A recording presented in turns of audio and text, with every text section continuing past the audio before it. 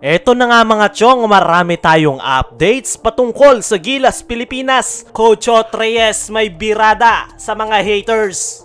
Coach Tab Baldwin is coming. Kinakausap na ng SBP. Kagabi nga mga chong, matapos makuha ng Gilas ang kanilang unang panalo sa FIBA World Cup, ay inanunsyo na nga mismo ni Ot Reyes na tuluyan na itong magre-resign as a head coach ng ating national team. At ang laro nga nila kontra China ay ang huling stint ni Coach Ot as a head coach. At ngayon nga nakumpirmadong nag-resign na si Ot Reyes, ay sino nga ba ang magiging panibagong head coach ng Gilas Pilipinas? Ang pinakamatunog nga na pangalan ngayon na gustong gusto ng karamihan ng mga Gilas fans ay itong si Coach Tab Baldwin.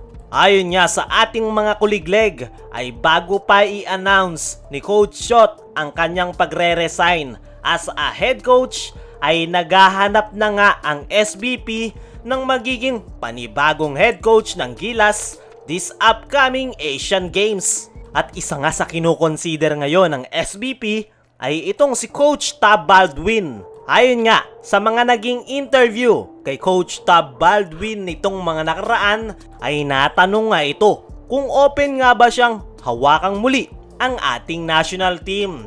At ang sagot nga dyan ni Coach Tab Baldwin ay kung bibigyan nga daw siya ng opportunity ay bakit hindi. Pero i-expect nga daw na maraming pagbabagong mangyayari kapag siya na ulit ang hahawak sa Gilas. Eto real talk mga chong. Si Coach Tab Baldwin talaga ang pinaka-perfect fit as a head coach ng ating national team.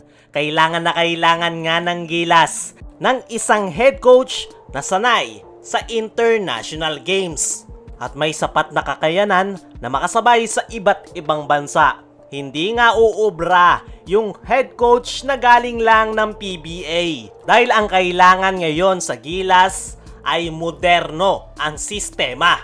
Sa lahat nga ng coach sa PBA ay si Coach Tim Cone lang ang pupwede. Pero kung ako ang papipiliin ay mas gugustuhin kong si Coach Tab Baldwin ang hahawak sa ating national team. Mayroong magandang sistema at higit sa lahat ay nakafocus lang sa Gilas Pilipinas. Meron din namang magandang sistema si Coach Tim Cone, pero ang problema ay mahati nga ang obligasyon nito dahil meron nga siyang Barangay Ginebra. Kaya ang mas perfect fit ngayon para sa ating national team ay itong si Coach Tab Baldwin. Sana nga lang mga chong ay wala ng politikang mangyari sakaling ibalik na itong si Coach Tab Baldwin. Hayaan na ng SBP ang lahat ng issue na nangyari at ipagkatiwala na kay Coach Tab. Dahil maganda nga ang programa nito sa ating national team. Dahil ang gusto ngang mangyari ni Coach Tab Baldwin ay hindi mabuwag ang kanyang mga players. Sinimulan niya nga sa mga batang players para habang tumatagal ay mas nagiging solido ang kanilang chemistry. At napakaganda nga ng resulta. Ang kaso nga lang ay sinira yan ng SBP.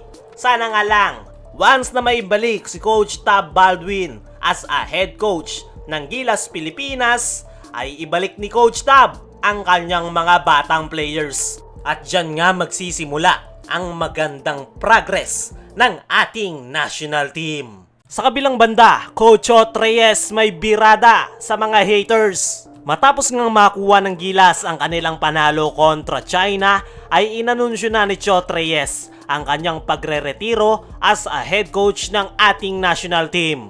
Grabe nga daw ang kanyang experience as a head coach at sobrang brutal nga daw ng mga Gilas fans. Ginawa naman daw niya ang kanyang trabaho as a head coach. Pinaghandaan nga daw nila ang FIBA World Cup na nagsimula noong June 12. Pero kailan nga lang daw sila nakumpleto kung kailan 1 linggo na lang bago ang FIBA World Cup. Pero nagawa pa nga rin daw nilang makasabay sa ilang mga big teams gaya ng Dominican Republic at Italy. Kinapos lang daw talaga sila kaya hindi sila nakapag-advance sa second round. Ayon pa kay Ot Reyes, ay marami nga daw big teams ngayong FIBA World Cup ang hindi nakapag-advance sa second round. Pero sa mata nga daw ng Gilas fans ay bawal matalo. May message din si Chot Reyes sa kanyang mga haters na huwag magtago sa social media at kausapin daw siya ng harapan. At lahat nga daw ng tanong sa Gilas Pilipinas ay sasagutin niya daw isa-isa.